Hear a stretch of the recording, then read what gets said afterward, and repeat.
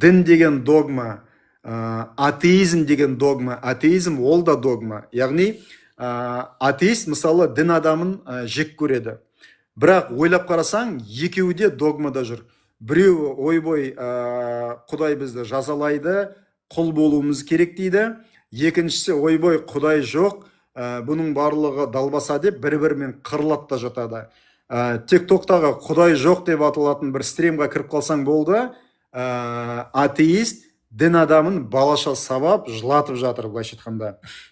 Енді бұл да керемет, атеизм де керек, бірақ бұның барлығы тәжірибе, бұның барлығы сабақ.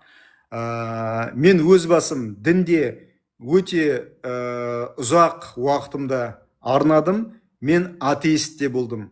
Енді менің мақсатым бұл жерде менің наным сеніміме адамды тарту емес, яғни сенбей ақ қойсын. Бұл жерде менің айтайын деген нәрсем, мен ешқандай бір Құдайға немесе басқа бір ұлы күштерге сеніңдер деп тартып жүрген жоқпын.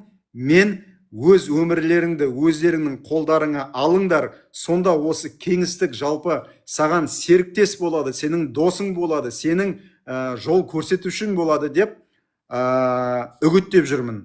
Әр адамның проблема деп жүрген нәрсесі ол ешқандай проблема емес, оның барлығы иллюзия. Сондықтан бұл өмірде әртүрлі инструменттер бар, өзіңнің өміріңді өзіңнің қолыңа алу үшін. Инструменттер өте көп.